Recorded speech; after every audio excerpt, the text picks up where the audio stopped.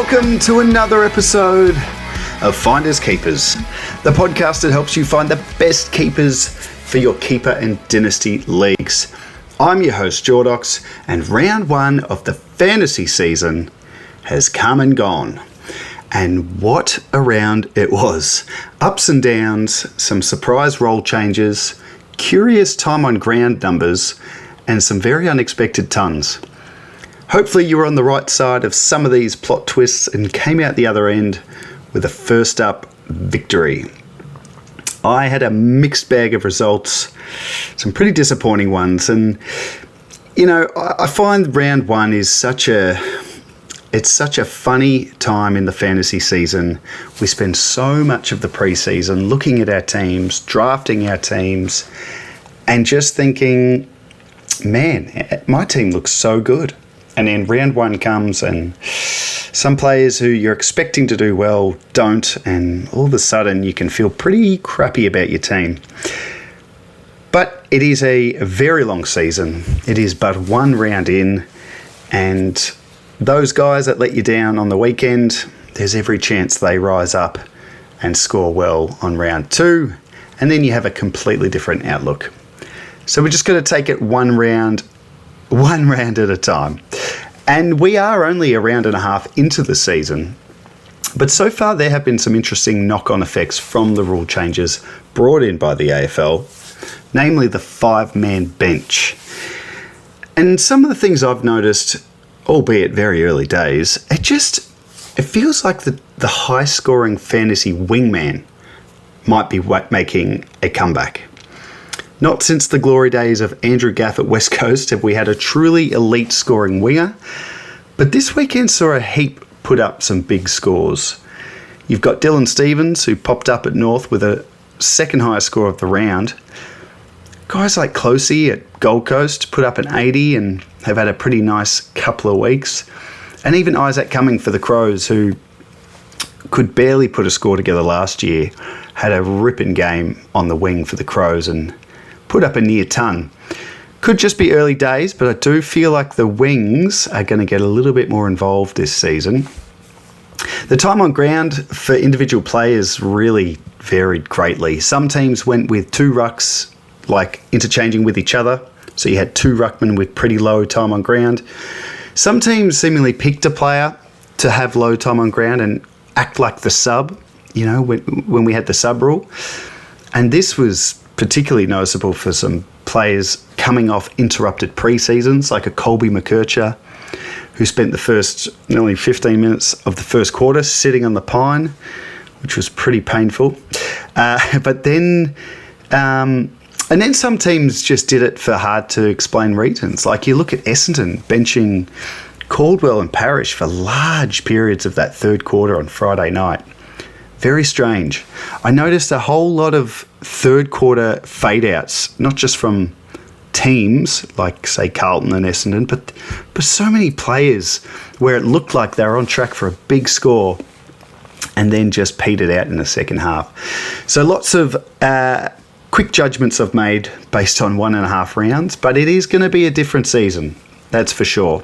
And those who see the changes and the trends and react the quickest, they'll absolutely be more successful in their keeper, dynasty and draft comps.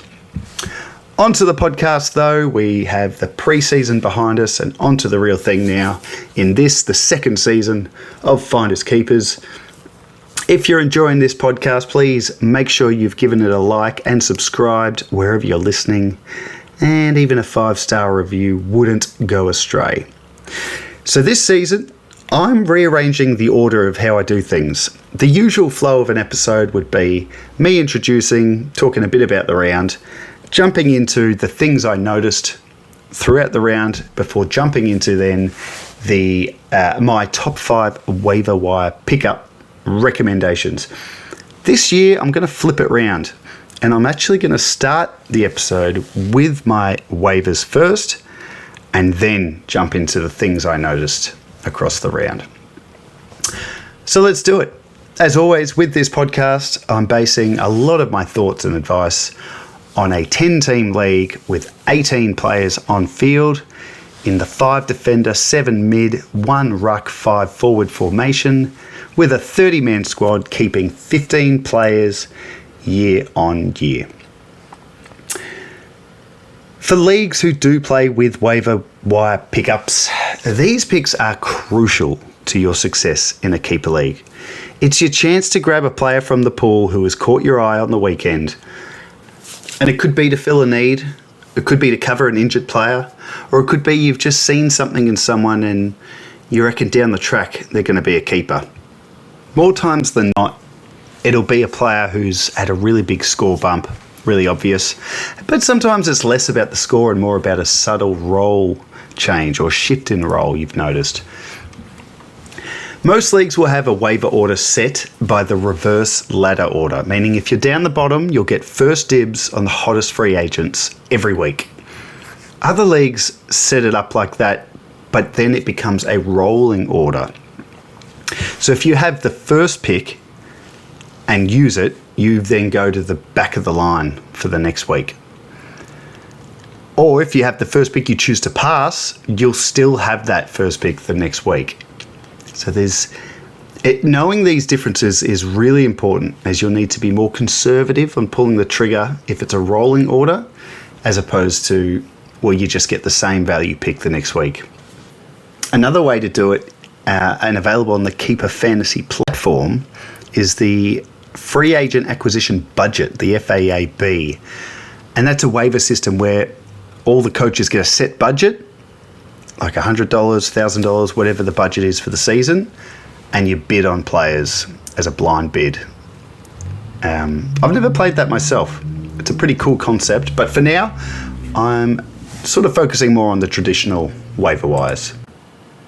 But enough jibber jabber, let's get into it. Who do I like in the hotly anticipated first round of waivers?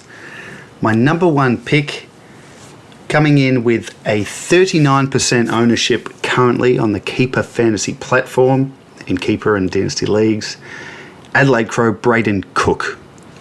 He has that beautiful forward mid DPP status and played a career game on Saturday night against the Pies, putting up at 84, and his spot looks really safe. I'll go into more detail on him when I go through the game later, but I liked what I saw from him, and he's someone that I really wanted to draft very late in some of the redrafts, but didn't. And he looked fantastic. Number 2 is the West Coast debutant, well, one of many, but probably the unlikely one, Milan Murdoch. 46% ownership before the waivers go, and he put up a 95 in a very impressive debut, playing on the wing, and another winger on the wing between the arcs, and it just looked like he fit in pretty well, and he'll be popular. I'd say he'd probably be one of the number one pickups this week.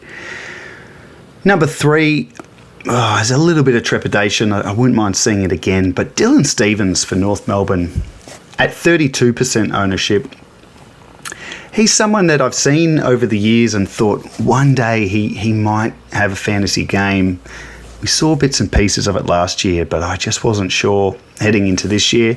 Anyway, he put up 135, was the second highest scorer for the whole league. So if you believe there's something in that, I've got him at number 3. And again, he'll be very popular because some people will just pick the highest scoring guys, and ain't going to be many with a higher score than him that's available.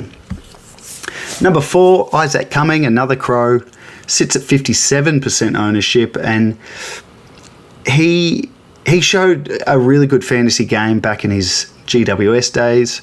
Came to the Crows last year, played on a wing and barely scored, but he scored 96 in this game against Collingwood, looked really good, and mid only does hurt him as a fantasy option, but I still like him as an option this week. Number 5, and like last, Jacob Van Rooyen for Melbourne at 24% ownership. What a breakout game. Kicked 6 goals, scored 103. Now, am I overreacting to a breakout? maybe, I don't know. I think there were signs last year that Van Ruin was going to start to do this, and perhaps it's a little earlier than I thought, just with the way Melbourne, I guess, their profile, but they look good on the weekend. They've got a bit of a jump in their step, and a new coach does wonders to reinvigorate a list. And if Van Ruin can get that sort of service, he's going to be a great key forward scorer for us. So there's my 5. Braden Cook, Milan Murdoch, Dylan Stevens, Isaac Cumming, Jacob Van Ruin. So what did I notice across the round? Round 1, there was plenty of talking points, but these are the ones that I think are most relevant for us keeper league aficionados. Carlton versus Richmond, the traditional Thursday night round 1 clash, was very entertaining, and Carlton continued with their second half fade outs, which opened up for a very big comeback from Richmond and then a very close finish. Now, anyone who happened to be in Richmond or near Punt Road on Thursday night may have heard a enormous sizzle coming from the ground. That sizzle was Sam Grill. Richmond debutant, high draft pick, looked absolutely brilliant. Scored 90, and that's great, but watching this kid play and take the game on, I was very, very surprised. As much as I'd heard good things about him, to debut like that and play that well in your first ever game, Richmond fans should be really pumped with that. Probably less pumped about the sizzle and grill joke I made at the start, but hey, it's early on. I'm still rusty. Jack Ross put up another good score to go with his practice game, 93, and his CBAs are looking very good, 65% in this game. And I said it in pre-season, if he gets a large crack at the centre ball ups, he's going to be very, very handy with that forward status. And yeah, great start for him. His teammate Sam Lawler put up a 68 and was very Dusty-like. And I know it's an easy comparison. He's got the same number. They're very similar. But he kicked a couple of goals. One of the goals he kicked where he grabbed it, swiveled out of the contest and just threaded it through. That was very, very, very eerie how similar to Dusty he was. And I think his scoring in fantasy is going to be similar in that 68 is what he put up in this game, playing midfield, kicked a couple of goals. I think it's going to be a few years before this guy's a really consistent high-end scorer. But my goodness, he's going to be a fun player to own for a long time.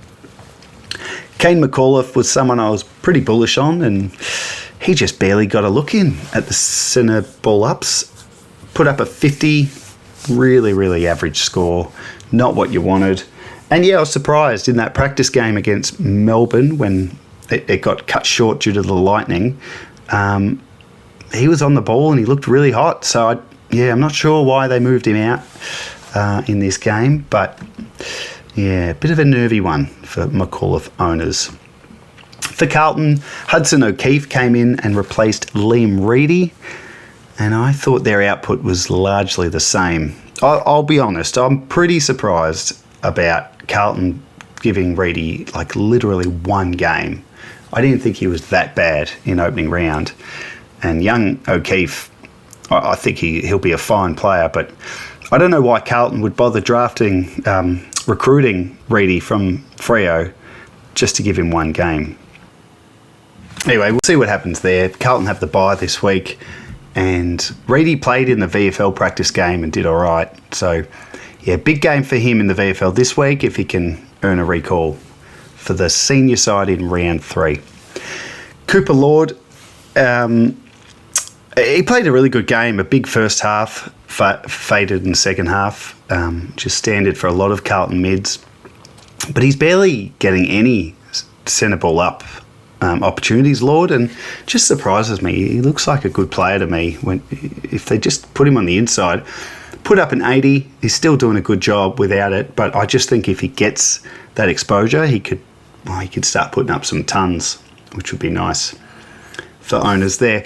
Lockie Cowan, very disappointing first game, just a 44, but it's worth remembering he's had an interrupted pre-season. He was injured for a bit and has only just come back. So hold the faith there. I'm very confident he's going to be a really good player for us in fantasy world, and I'm still expecting a breakout for him this year, but yeah, not a good start. And maybe this next guy is going to hurt him. Ollie Florent, come across from the Swans, looked good last week in opening round, looked good again this week, put up a 75, playing half back. That role looks very real now, took most of the kick-ins, and is definitely a candidate for dual position status. So maybe Florent going back there is going to eat into Cowan's points at this stage. Friday night was Essendon and Hawthorn, and it was a points fest for Hawthorn. They really feasted in that second half. It was a good contest for the first quarter. Bombers, put up a pretty good account of themselves, but just completely fell away. And Hawthorn looked really, really slick, like really good. So it's hard to know if it was Essendon completely capitulating or Hawthorn just going to that next level. For the Bombers, Archie Roberts was a popular guy in pre-season, just with the talk of a midfield role, and that eventuated. He had 57% of the CBAs, but he had a very low time on ground at 61%, and as a result scored 59, which is pretty... I'm not sure why they're trying to put him in the middle. I think he was doing all right at half back. I'm not sure why they're trying to change that. Will be very interesting to see if they persevere with him in the middle or not. Lockie Blackiston, he carried the ruck on his own, was the main ruck up against Lloyd Meek and Ned Reeves. So look, he scored 47. I think he had a -6 in the last quarter. He'll be better than that. He's still a very handy guy to have. Defender status, is the number one ruck until Vic Bryan returns, which is still a little bit away. But yeah, I thought he looked pretty good, Blackiston, just didn't score. Lastly, Jai Caldwell. Oh, man, what a first half. 77 he was at half time. Lots of tackles, just everything we loved about him last year. And then his time on ground in the third quarter was 50%. 50% of that third quarter when Hawthorn was smashing him, Jai Caldwell was on the pine.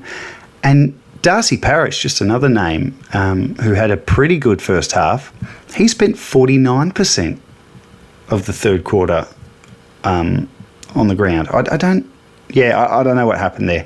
Very weird. But Caldwell owners would have been doing cartwheels at half time, only for him to finish on 91.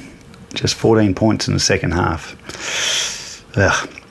For the Hawks, much prettier scenes. Exciting times for the young mids, Josh Ward and Cam McKenzie.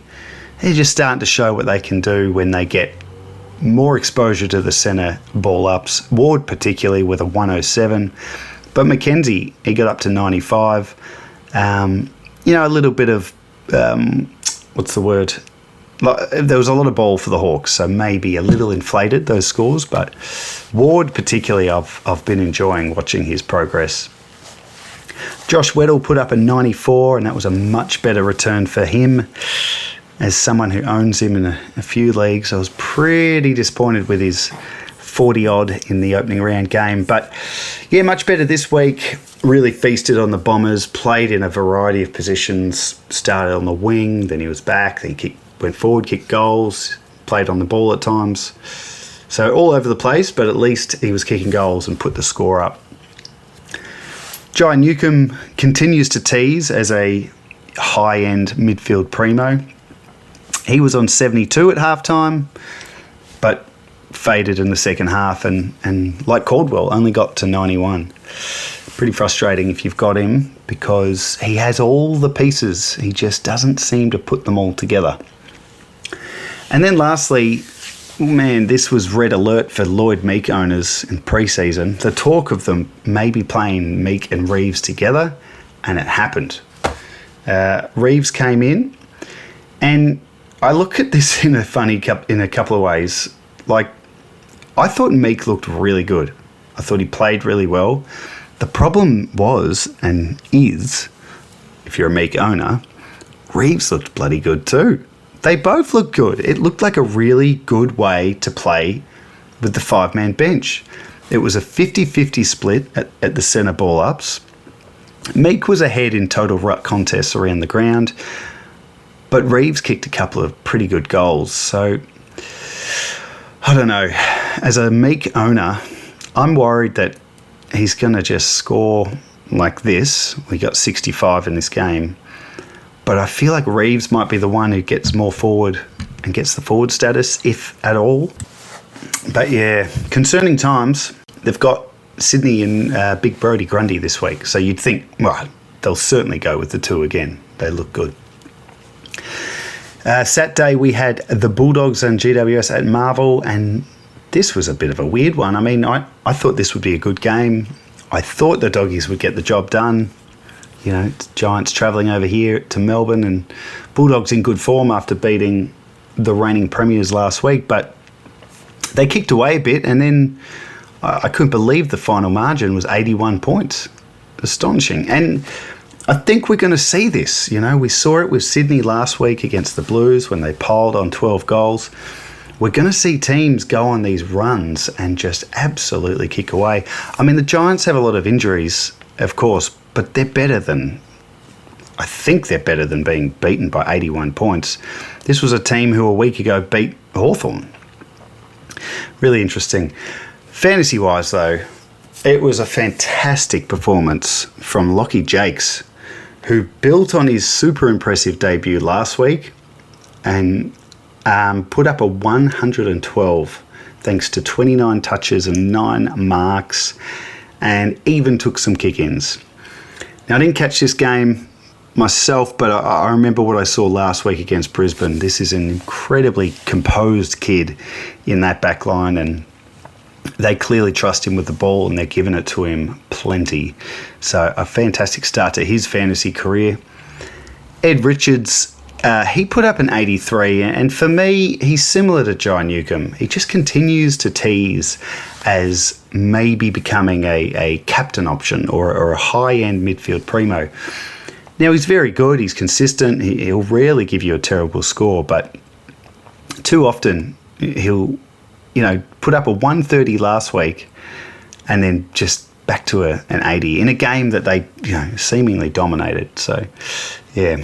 For the Giants, Jake Riccardi, he's getting me excited. That's back-to-back 95s now, and he's looking legit an option, hey. Like, he's got the ruck forward status.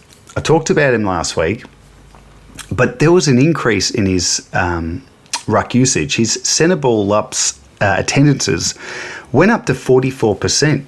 So he's, and around the ground for ruck contests, he was at pretty much 50-50 with Briggs.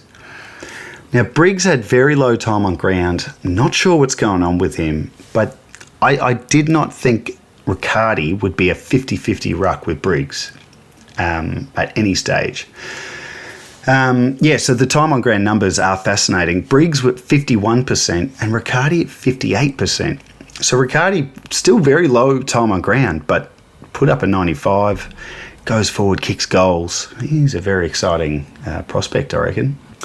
Now, the next guy is Joe Fonte, and those who listen to Finders Keepers, they've known about Fonte for some time now, and now everyone else is starting to see what he can do. He backed up last week's 90 with an 84 on the weekend. And the pleasing thing for me, because the thing I noticed last week with his big score was he did a bulk of it with Lockie Ash on the bench getting treated for an injury. So this week, he put up an 84 and he did it with Ash on the field. In fact, Lockie Ash went over 136, I think. He was the highest scoring player of the round in the whole league. But yeah, Fonte did it with him and put on 56 points in the second half. And I think there was probably a lot of chip marking, which is good for us. But yeah, maybe not as good if Giants aren't getting beaten by so much. But it's just great to see Fonte scoring the way he is. Saturday twilight saw a cracker of a game. Geelong and Freo down at GMHBA Stadium, and Freo exploded in that first quarter, putting up 8 goals. But the Geelong, being Geelong, just kept slowly pulling it back and then pulled off the win late. So, yep, just when you think maybe Geelong are completely off, they bounce back and pull off a big win. Freo will be very annoyed, but I think both sides have lots to take away from it. For the Cats, Tanner Bruin backed up his nice opening round score with a 94 and did it with a bit more time on the ball. His CBAs were up, but certainly he's predominantly doing it as a floating half-backer who takes kick-ins and just chases the pill everywhere, which is excellent.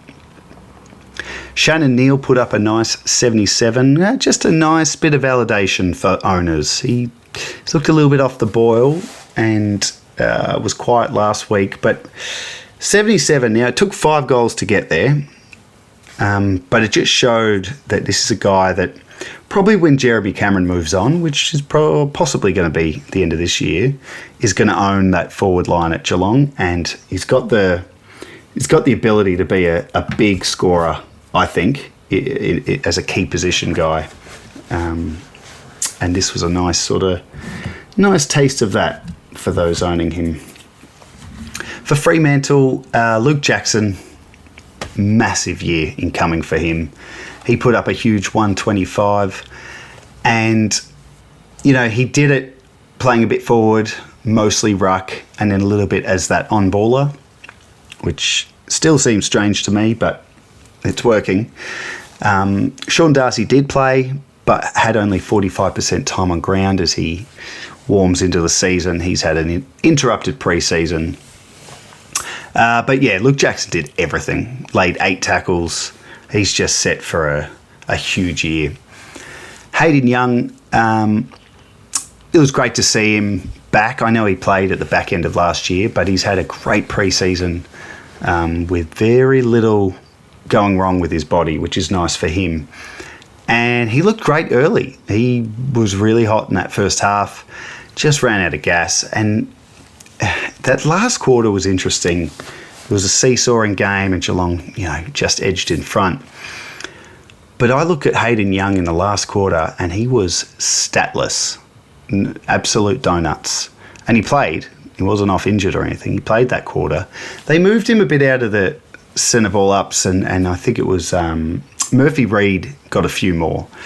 So maybe Young went a bit forward. But Andy Brayshaw was quiet too for the whole game, and he only had 1 touch in the last quarter. So Freo had 1 touch between Hayden Young and Andy Brayshaw in the last quarter. It's no wonder the Cats were able to overtake them in the end. On to Saturday night footy, and Sydney took on Brisbane. Brisbane missing a lot of players, and Sydney just absolutely smashed them from the off. The big news, it's really, really unfortunate news, is that Errol Goulden, who was looking beautiful after missing most of last year, he's picked up a really bad shoulder injury, and they've opted to operate, and so he'll have the surgery and he'll miss, a fairly big chunk of this season, as he did last year. Such a shame. He was on 101 when he went down, so he was on track for another massive score to go with his big one in opening round. And Isaac Heaney had a hammy issue as well. I've heard he might be okay, but not so much for Paul Goulden. So, as fantasy fans, we say that sucks and you feel for the guy and whatnot, but we also immediately shift into, so what is the knock-on effect? Who could benefit from this?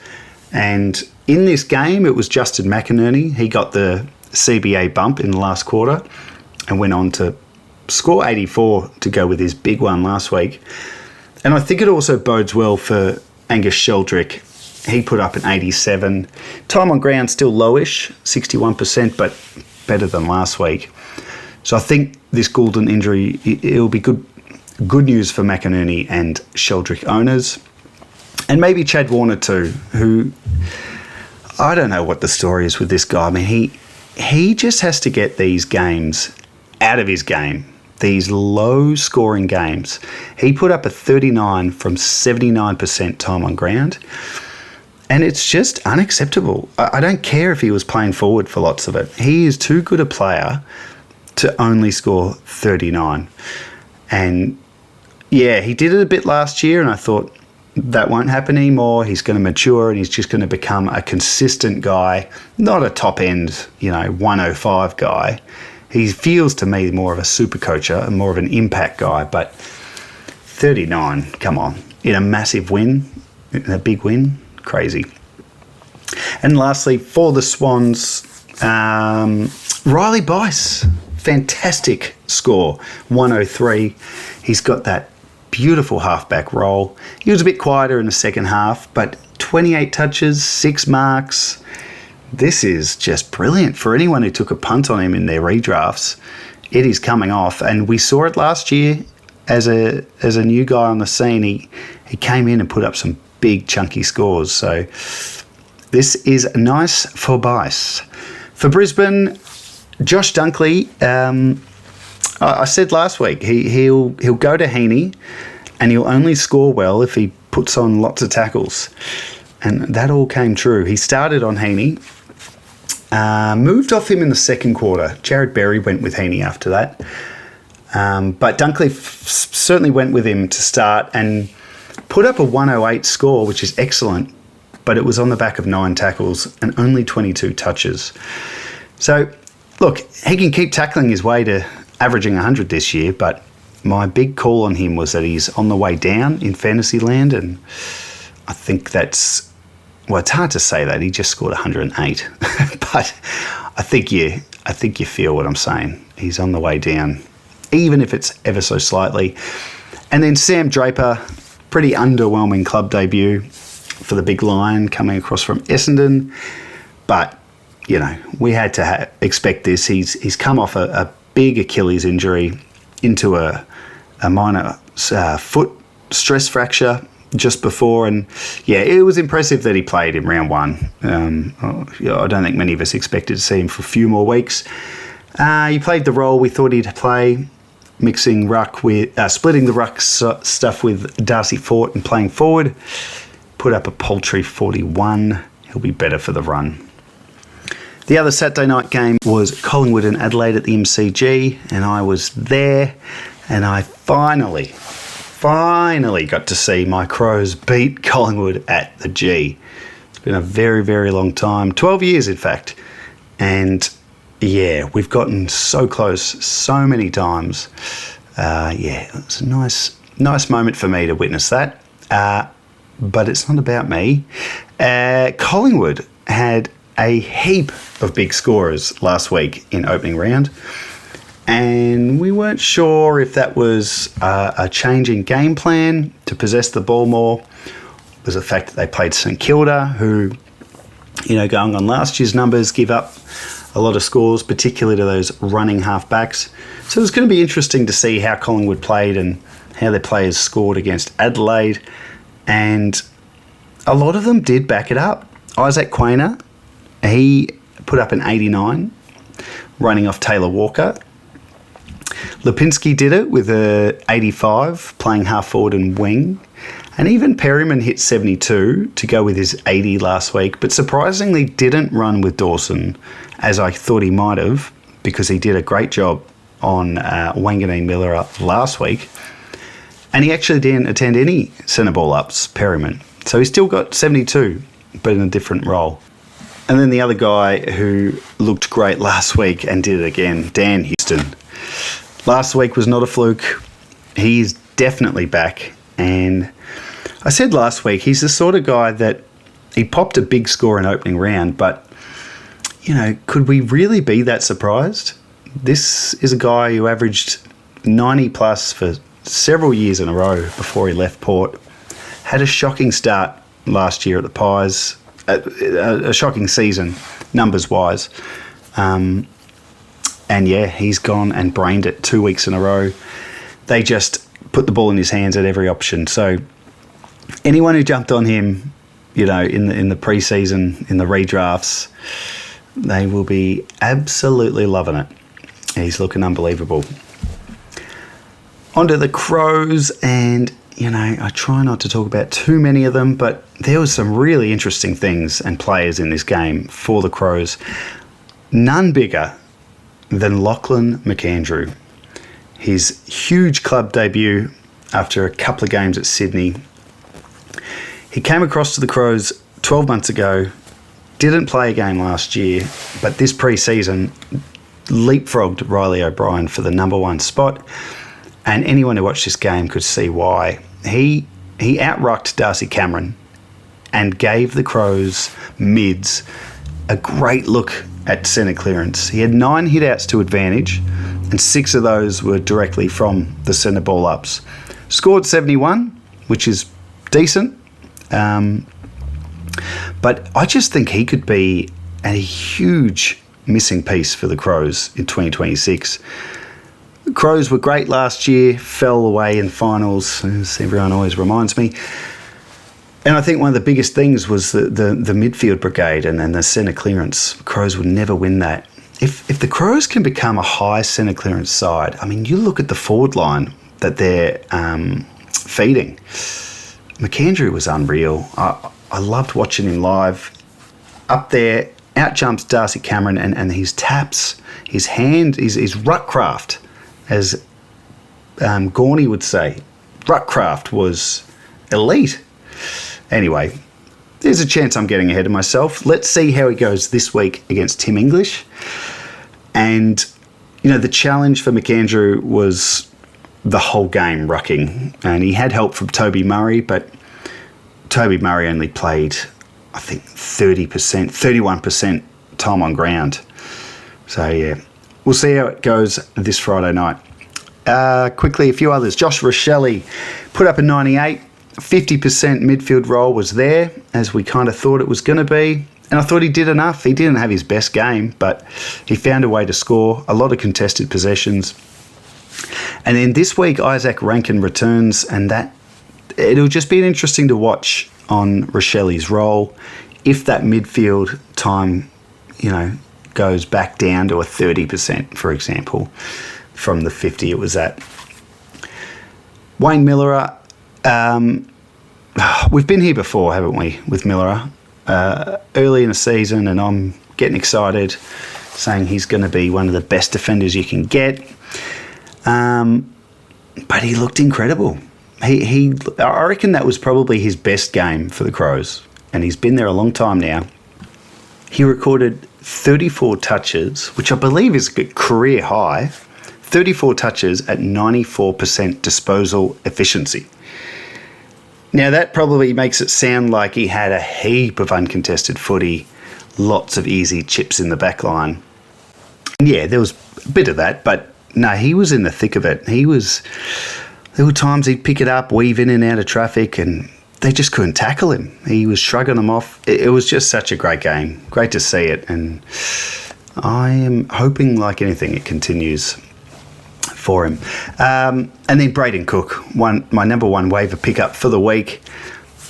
84 was the score in the end, but it was interesting. I felt like it was a bit of a flip of a coin on who took that last wing spot between him and Nankervis. And I thought it was going to be Cook, but yeah, went to Nankervis. And great call. It was easily his best game in his young career, and he was just so clean and dynamic when the Crows needed it most. Did some really nice things. And yeah, the score of 84 is pretty good too. On to the Sunday games.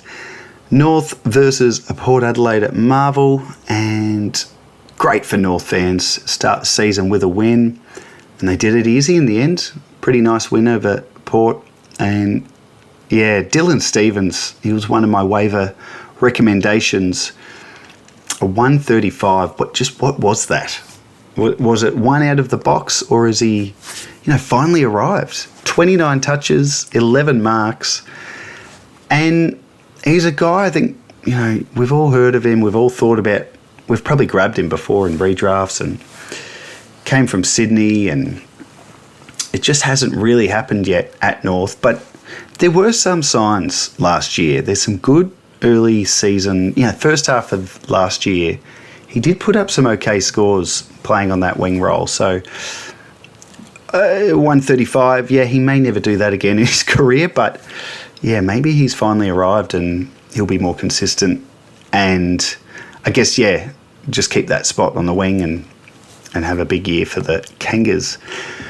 Luke Parker, he moved to the half-back line and, you know, looked really good. 24 touches, 8 marks, 100% disposal efficiency, if you don't mind. And he scored a nice flat 100 in fantasy. So, I don't know. I wasn't sure. When I sort of heard he was playing there, I thought they're easing McKercher into the season. Maybe it's just for a short-term sort of thing. But all reports are is he played very well. And I don't know about you, the first thing that I thought of was Jack Zeeble 2.0.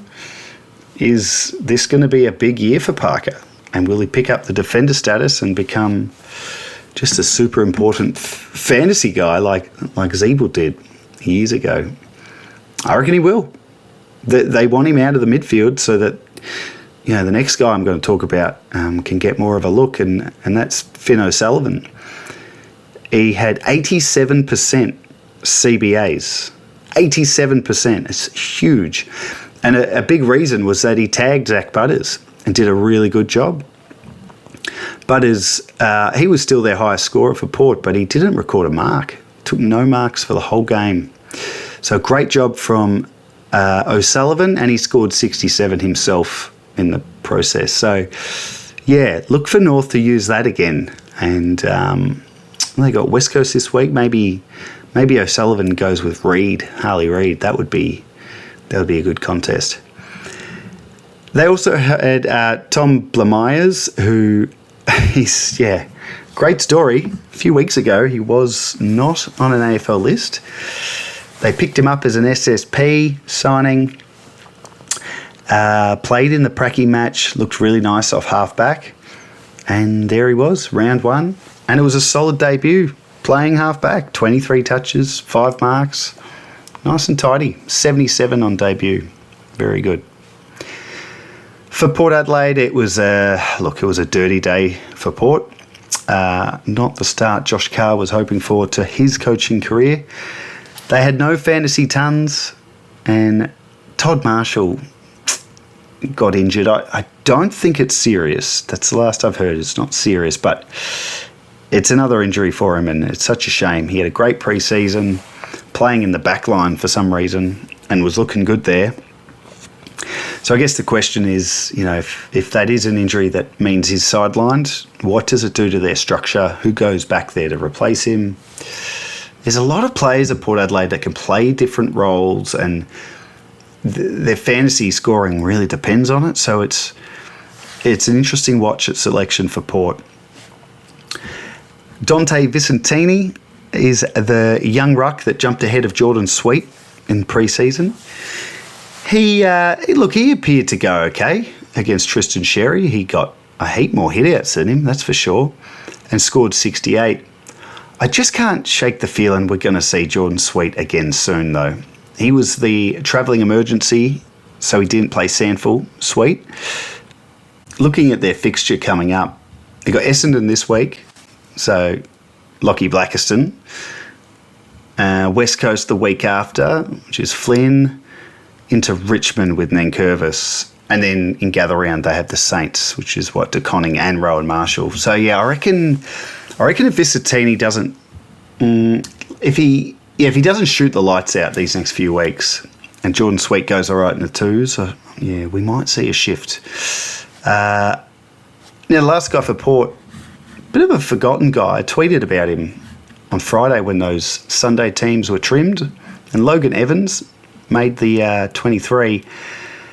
He's an interesting guy, Logan Evans. He came on the scene in 2024, mid-season draft, played the second half of that year, and put up some really nice scores in a really nice role. Last year he had it, and then he was in and out. I just, when a player shows that ability to score in fantasy, you just never forget a name, and Logan Evans is still there. look, he only scored 54, which wasn't terrible because not many at Port Adelaide scored very well at all. So he didn't score well, but yeah, I don't know. It's good to see him back and in that role again. Be a curious one to keep an eye on, I think, the next couple of weeks. Melbourne St Kilda was a cracking game from what I could see. High scoring, close throughout, and nice for Melbourne to get the chocolates and reverse that crazy game late last year when Wanganeen Miller kicked those 2 goals late and really sunk Simon Goodwin's coaching career. But yeah, the D's got them back in this game, and they looked sort of reinvigorated with this new coach, Stephen King. The midfield mix was always going to be an interesting thing for Melbourne, with the departures of Christian Petrarca, Clayton Oliver in the off-season, and the long-term injury to Jack Viney. And we saw the mix pretty expected, really. It was Jack Steele in his first game for the D's against his old club. Cozzy Pickett and Caleb Windsor, Trent Rivers. We saw all those guys flying through. And Rivers, interesting. He scored 63, had enough midfield time, 44% CBAs, but his time on ground was so low, 58%. Don't know how to look at it as a Rivers owner. He had the midfield time, tick. He only scored 63, but it was from only 58% time on ground. So points per minute would have been decent. Just not sure why he was used so sparingly on the day. Down the forward line, one of the waivers I talked about at the start of the episode, Jacob Van Ruin, 103, career game with 6 goals. And yeah, I think this is just the start for him. I've liked what I've seen from him in patches last couple of years, and now a bit of confidence. He knows he can do it at level. See if he can back it up. And then big Maxi Gawn. I mean, what can you say about this guy that hasn't been said before? Put up a 109 and just keeps on doing it. And I keep waiting for him to sort of trail off or fall away a bit, but he's looking like having another big year. You know what's incredible too? So he's against Tom de Koning, and the game was in the balance 3/4 time. I mean, the game was in the balance all game, the whole way through. It was tight. The last quarter, Max Gawn had 100% time on ground. Did not have a break. Scored 51 points, kicked an important goal, and just continues to lead almost like no other. Last one for the D's, Chenkuth Giath, who came across from Hawthorn in the off-season, and I was pretty optimistic about his chances, his potential to score pretty well in a halfback role at the D's, and he put up a 77. He was the 5th highest scorer for him. He had that role. I think if you took a punt on him, you'd be pretty happy with that. I think he's going to have a good year. Over to the Saints, and geez, they'd be disappointed to be 0-2. 2 games that they were very much in a chance of winning. But some positives. Marcus Windhager, now his great scoring continued, but he played more on the ball this week. He had a nice half-back role last week and in the practice game. And in this game, he scored 93, but he actually had the most CBAs for St Kilda outside of the ruckman. And, I just found that interesting. A few people might have been, pretty keen on him getting that defender status. And I'm sure he still will. It might just have been a match-up thing. But, yeah, it was interesting just to see. He was more of a midfielder this week. Max Hall, what a huge game. And this guy he's probably not being talked about enough, I think. He really impressed me last year. Great debut year as a mature age recruit from the draft. And yeah, I don't know what it is about him. He kicked 4 goals and had 26 touches. I mean, that's incredible for a second year player. Put up a 115, and I just think he's just gold. He's going to be that half forward connector who pinch hits in the middle as a on-baller, gets forward, connects the play, and kicks goals.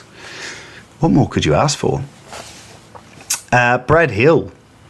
He had another big game playing half forward and wing, and I don't know about you. I saw his score last week and thought, yes, Brad Hill, you've fooled me before into thinking your forward status means you're a good option.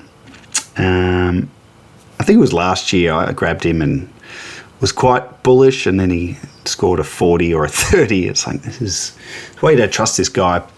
But 110 on the weekend, another massive game from him.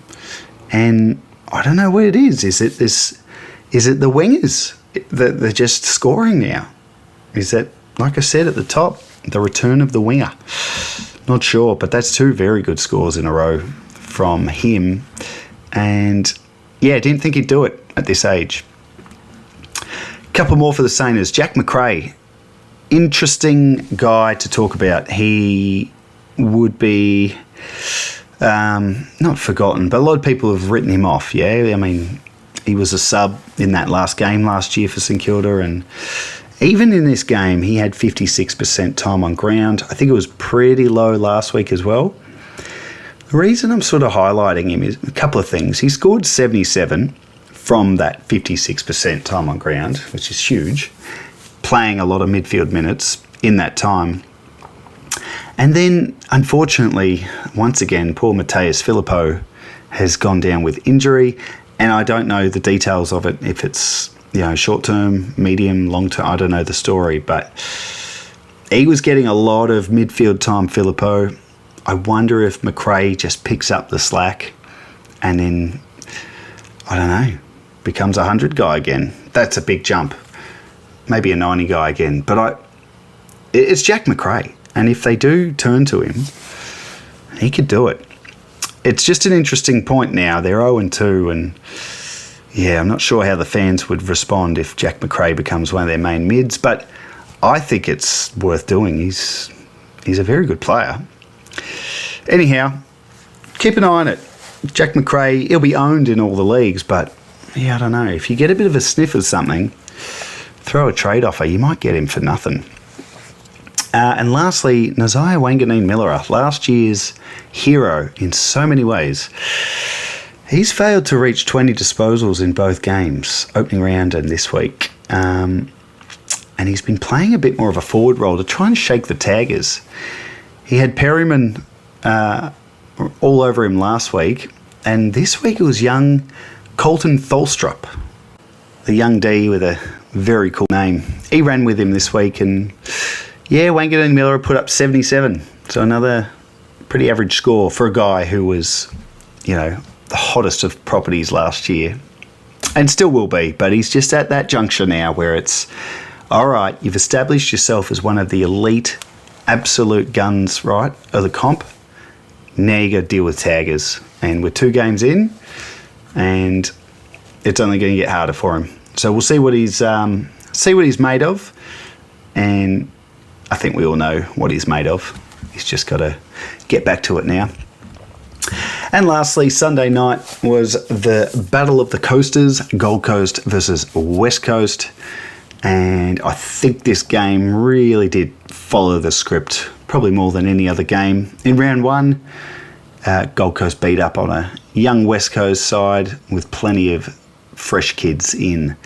For the Suns, Will Powell, the midfield role continues. He had the most CBAs for the Suns outside of the ruckman. But unlike last week, he put up a good score with it. Put up a 90 and laid 7 tackles. So he's loving the hard stuff. If he can start accumulating a bit more footy, he could be a very nice scorer for our backlines. Milan Murdoch. Look, I talked about him at the start as a waiver pickup. It was such an interesting debut for him because he debuted as the SSP, only been on the list a couple of weeks ago. I think he's like 25 years old. And he debuted alongside the high-end draft picks, Dersma, Lindsay, Duff Tytler. And it was Murdoch who we were talking about. He stood out, played wing, and just didn't look out of place on the big stage. and scored 95 on debut, if you don't mind. Very nice. Devin Robertson, this was a club debut for him for the West Coast after many years at Brisbane. And, oh boy, he went nuts. He laid, I think it was 6 or 7 tackles in the first quarter. Finished with 12 for the game and scored 104 on debut. With forward status, he's an excellent late sort of, not late, but a pickup in a redraft that, yeah, whoever got him will be stoked with that.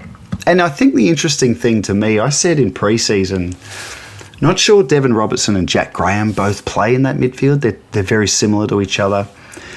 And they did in this game. Jack Graham played and laid 8 tackles as well. So I don't know how often the two of them were at that CBA together or if they were sort of swapping with each other. But good signs if you're a DevRob owner that Jack Graham was right there with him and they both tackled their way to good scores. And lastly for West Coast, Liam Duggan put up a 91. And look, not much to say. It's just good to see him fit, scoring well, playing halfback.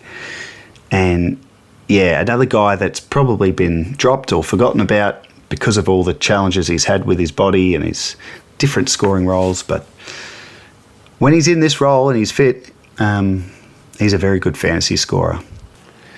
And that's how I saw round 1 of the AFL and fantasy season. Great to have 9 games of footy. It felt like it was just footy all weekend. I loved it. Unfortunately, only 7 games for round 2 as we have 4 teams on the bye. Brisbane, Collingwood, Carlton, Geelong. Very fantasy relevant sides too. So hopefully your sides can get through and continue on with the winning form you hopefully started in round 1.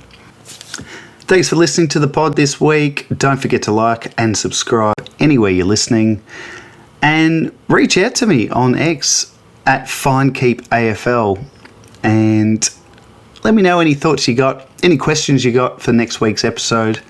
And for those who listened last year, one of the things I always asked for, and I'm going to ask again, is send through any trades that have gone down in your keeper league or your dynasty league that you want me to read out on the pod and sort of review and give my thoughts on. It doesn't even have to be a trade that went through. It could be an offer that you're contemplating sending to someone or you've received and you're thinking, I wonder what Jordox or Finders Keepers thinks about that. Well, hit me up and I'll go through it on the pod next week. So that's at FineKeepAFL on X. That's it, I reckon. Big episode to start the season. And yeah, thanks for listening. Don't forget to tune in next week. I'll be back to once again go through everything that happens in round 2 from a keeper league perspective. And of course, give you my top 5 waiver picks for the week. But in the meantime, I'm Jordox. This has been Finders Keepers. And until next time, keep on keeping on.